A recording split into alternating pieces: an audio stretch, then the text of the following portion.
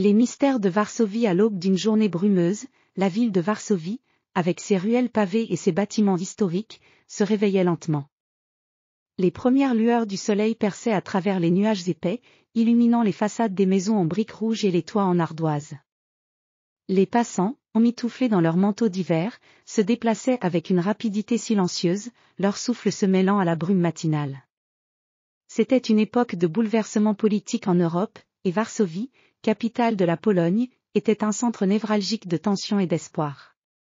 Le jeune aventurier Antoine Dubois, récemment arrivé de Paris, avait été attiré par les mystères que recelait cette ville historique. Doté d'un esprit curieux et d'un sens de l'aventure aiguisé, il avait entendu parler d'une légende locale qui parlait d'un trésor caché datant de l'époque médiévale.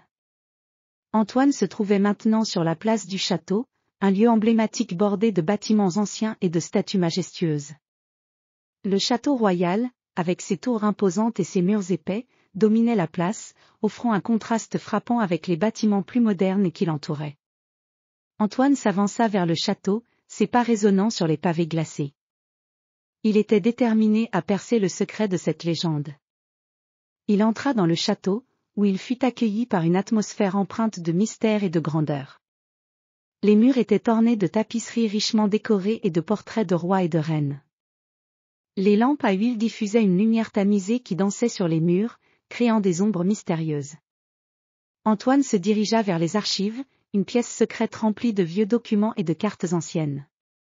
Avec l'aide d'un bibliothécaire âgé et sage, il découvrit un manuscrit vieux de plusieurs siècles. Les pages, jaunies par le temps, parlaient d'un trésor caché sous les fondations du château, dissimulé pour éviter qu'il ne tombe entre de mauvaises mains. La carte du trésor était cependant incomplète, laissant Antoine avec des indices cryptiques et des énigmes à résoudre. Il devait explorer les profondeurs du château pour trouver les endroits mentionnés dans le manuscrit.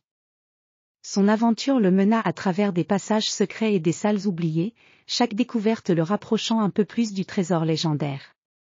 Dans une cave obscure, Antoine découvrit une porte en fer, ornée de symboles mystérieux. Après avoir résolu l'énigme gravée sur la porte, il réussit à l'ouvrir. À l'intérieur, un coffre en bois ancien l'attendait. Avec une légère appréhension, il ouvrit le coffre et découvrit non seulement des pièces d'or et des bijoux précieux, mais aussi des documents historiques qui révélaient des secrets importants sur l'histoire de la Pologne. Antoine ressortit du château avec le trésor et les documents, conscient de l'importance de sa découverte. Les pièces d'or et les bijoux étaient précieux, mais les documents historiques, en particulier, offraient un aperçu fascinant de l'histoire de Varsovie et de la Pologne.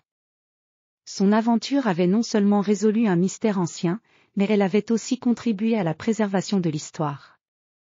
Ainsi, Antoine Dubois, le jeune aventurier de Paris, repartit avec un sentiment de satisfaction et d'accomplissement. Varsovie, avec ses mystères et ses trésors cachés, avait révélé une partie de son histoire au monde, et Antoine avait joué un rôle crucial dans cette révélation.